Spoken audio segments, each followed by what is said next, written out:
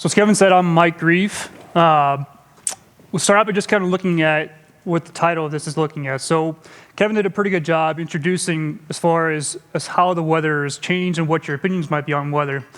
What I'm hoping to do today with this is to kind of give you more of a very objective look at how weather has changed recently, and then kind of a look at how it'll change in the future, probably the next 10 to 20 years. So that's where the title is. Give a little background on myself. So I actually grew up right here in Omaha, the Omaha area, grew up in Papillion. Currently living out in southeast Pennsylvania now. Got both my bachelor's and master's in meteorology at Iowa State. And I worked for around 10 years at a company called Planalytics, mainly doing forecasting for the retail, the energy, and the agriculture space. And now I work as a senior data scientist for the last 4 months at a company called dClimate. And I'll give you a little bit of an intro to dClimate here in a few minutes. So for the agenda for today, we're first going to look at where are we at now, mainly focusing on kind of the Corn Belt, looking into the Canadian prairies, mostly focusing on the Corn Belt. Then I'm going to give you an introduction to the climate change scenarios, and there's 4 different pathways we'll take a look at. And then the future outlook of weather based on those climate scenarios. Just a little bit of an intro to dClimate. So dClimate was fairly new to me when I worked with when I first started working for the company. But the idea of dClimate is a blockchain-based, data-driven climate risk solutions ecosystem. That's a lot of words to say, but basically all what it is, we have terabytes worth of climate data. And what we enable people to do, from ourselves at dClimate to many other people, is build infrastructure for building solutions. And those solutions might be weather derivatives. That could be parametric insurance, if you've heard of parametric insurance. We also do things with deforestation, monitoring and verification, and also many other things. So the dClimate, just kind of a quick intro to dClimate, is it helps people build data-driven solutions to what they need. So where are we now as far as the current trends in weather? This is much more of a global perspective. From a global perspective, climate change is definitely one of the bigger threats we're facing today. It'll eventually threaten crop production, whether that's positive or negative, and it's going to affect food availability for all population. As far as what we've done for the last 40 years or so, Earth's temperature has risen about 0.3 degrees Fahrenheit from 1981 until now. This has also led to more extreme rainfall events. From some research from Vanderweel, said that heavy rain events have grown more frequent by about 40%, and in those heavy rain events, they've grown 10% more intense. So that is definitely, there's the example that I give here is the heavy rain that we saw in Louisiana in August 2016, but that's affected farmlands here in Nebraska. It's affected where I'm at in Southeast PA. We've definitely seen more of the heavy rainfall events. When it comes to things like severe weather, so you're looking at hail, tornadoes, wind, it's a little bit more uncertain. You're going to hear that word a couple of different times a day. Uncertainty is key when it comes to things like severe weather, hurricanes, and things of those nature, because the environment specifically for severe weather, there's many things that are needed for a severe thunderstorm to actually happen. And that we've seen, at least in the past, what climate scientists have seen in the past is that those factors that lead to that environment are actually not changing a whole that much. Really, the only thing that's really changed with severe weather is sort of the location of where the focus point of severe weather is at, sort of shifting from Tornado Alley more towards kind of the southeast. As far as tropical cyclones go, most climate scientists agree that frequency of tropical cyclones or hurricanes is going to go down in the future. But unfortunately, with that frequency going down, the intensity of tropical cyclones or hurricanes is going to go up due to the fact you have increasing sea surface temperatures. And then ENSO, so El Nino, La Nina. You've heard weather guys like myself talk about El Nino, La Nina all the time. It's what really drives global climate patterns across the US, South America, everywhere. What we've seen, at least since 1950, is that the amplitude and frequency of these events has increased, but this has also happened in the past. So really that uncertainty word comes back again when you look at ENSO, because while we've seen an increase in amplitude and frequency, similar to what we saw the last 3 years with the La Nina, obviously it drove the major drought in this part of the country, it's happened before. So there really is no kind of consensus that we can get with that looking at today. So looking a little bit more local. So this is looking at the Corn Belt, and it's looking at temperatures and precipitation. So on the top is temperatures, and the bottom is precipitation on the left-hand side, or the right-hand side, sorry. And what you're seeing is in the red, which is somewhat clear on there, but in the red, that's looking at standard deviation. So trying to figure out the monthly standard deviation of temperatures, or trying to figure out the extremes of temperatures throughout the month. And what we've seen as far as what's on the plot here is just plotting the trend. So within that trend, you're not really seeing much of an increase or a decrease in the trend at all for standard deviation. But converse that with what you're looking at with temperatures, so temperature being more of the black line, temperatures have increased. Now it's not as clear, but if you look towards the kind of the very far left of it, the very beginning of the graph, all the way to the end, you'll definitely see an increase in temperatures. When you look at precipitation, not as clear in precipitation. The trend is not really as much of a positive or negative one, similar to what we saw with temperature. And as far as the actual precipitation itself in the black line, not really much of a positive or negative trend.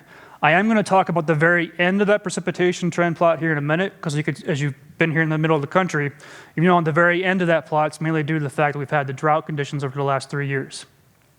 Speaking of drought, looking at the drought for just specifically the Midwest, not really much of a trend there as far as the weather that we've seen more recently. This is looking at the last 20 or so years. And there's a couple years that obviously jump out, 2012 being kind of the middle of the graph there underneath, right where the extreme drought block is at. And then you look at, obviously looking at last year. So there is some increasing drought in some years, but there's also decreasing drought. We had the El Niños of 2015, 2016 that helped to bring about some fairly good years for precipitation across the middle of the US. So really not much of a trend either way you can get on the drought. Now when it does come to severe weather is a little bit of a different story. So this is a much longer graph, and it's showing there is an overall increase across the Corn Belt in severe weather reports, and that's for tornadoes, wind, and hail. But this is a little bit more misleading because we've seen more reports because there's more people to report it. If you look, say, over the last 10 to 15 years, there's actually a decreasing trend as far as severe weather is concerned. So we're definitely kind of all over the board as far as temperatures, precipitation, severe weather, drought. And that's a lot of the reason why when Kevin had shown me the image that he showed me before that you guys just saw, it didn't surprise me that people have seen kind of it's been all over the board as far as consensus goes, if they've seen more or less extreme weather. So now we've kind of looked at where we are as far as temperature, precipitation, and some of the more extreme weather. Taking a look at the climate change scenarios. Now you may or may not have heard of these, but what these are is climate scientists have developed these different pathways, and these are 4 pathways. There are other pathways out there now that are a little bit more current, and they are based on more socioeconomic pathways, but these are the main pathways that climate scientists still use to describe climate change. And they look at the different greenhouse gas emissions. The numbers that you see here correspond to the radiative forcing values for the atmosphere. So you go all the way from 2.6, kind of in the light blue here, and then you go all the way to the 8.5, RCP 8.5. RCP 8.5 is thought of as kind of the lid for climate change. It is the most extreme scenario that's very, very unlikely to happen, but it's still something that climate scientists and scientists like myself take a look at, especially for within the insurance sector. But that's something that people think about just as kind of the lid as far as climate change and warming goes. Then you have 2.6, which is 2.6 is all the world governments go into very strict mitigation. And the majority of climate models suggest that in this scenario, we actually get to net negative emissions by 2100. Now, the one that's thought of to be more of the baseline for climate change and kind of where people think we are now is RCP 4.5. And this expects about a 2.5 to 3 degrees Celsius change in global temperatures by the year 2100. And again, this is sort of the baseline as to where most climate scientists think we are. But this requires that the greenhouse gas emissions start to decline more around that period of 2040 to 2050. And RCP 6.0 is sort of the intermediate between 4.5 and 8.5. It has very strong warming early on in the next 85 years or so. But then everything kind of cools down by the time you get to 2100. So looking at the current temps for RCP projections, kind of giving an idea of where we're at right now. So I'm going to go quickly through these next 2 slides and just give you kind of an idea from an overall temperature perspective, looking at the RCP projections versus what we are right now. We resemble more of the kind of the RCP 2.6. So we're actually on a kind of a better case scenario right now. but we are sort of in between what we could be the 2.6 and 4.5. So as of right now for the Corn Belt, we're doing fairly well as far as correlating to what the projections say. As far as precipitation goes, again, it's a little bit more of a kind of a hard way to tell for precipitation, but generally we're somewhere within the 2.6 to 4.5 range is where we are right now. Looking into the future, so what we're going to see in the future as far as severe weather goes, again, it comes down to the uncertainty. And the big thing to say about the severe weather in this part here is that we're likely to see a longer lasting season. But the two things that kind of go back and forth at each other is within kind of the warming environment, warming atmosphere, you already see more conducive days for severe weather. But the problem with that is that with conducive days for severe weather also comes this thing called the CAP, or convective inhibition. And so this will likely increase. So while we may see days more supportive of thunderstorms, the initiation of those thunderstorms is going to be much more difficult in the future. And that's why it's a little bit more of kind of an uncertain forecast. So looking forward and looking at some of the other variables, a lot of these variables are based on temperatures. And these are called agroclimatic indicators. So we're going to take a look at several of these as we go forward. Basically, these are really based more on temperature and precipitation.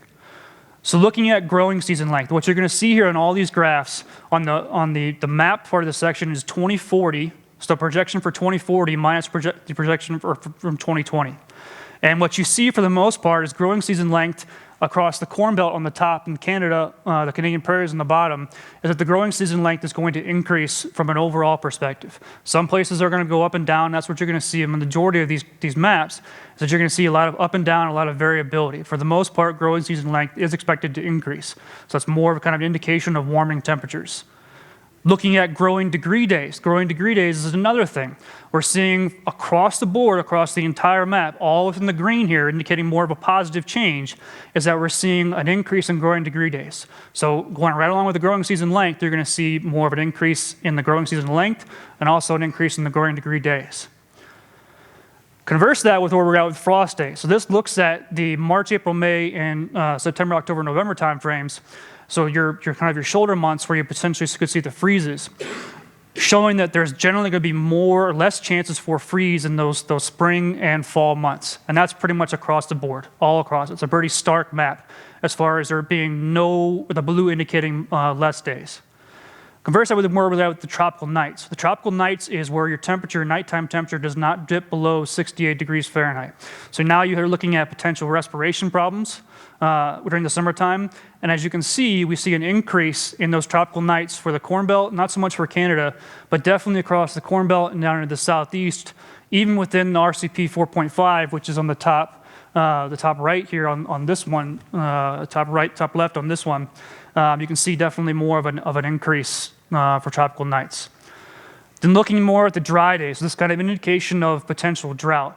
A lot more of a variable picture here. Not really much of an increase or a decrease as far as the Corn Belt, a slight decrease, but you can see all across the Corn Belt, even in Canada and parts of the US, you see spots here where the brown actually is indicating more dry days and the green less dry days.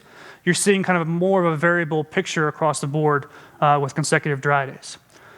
Go to the opposite of that, looking at wet days showing, again, more variability. But you look at the plots, the line plots here on the other side of the image, and you generally don't see much of an increase or a decrease there. Again, more variability across the entirety of the Corn Belt.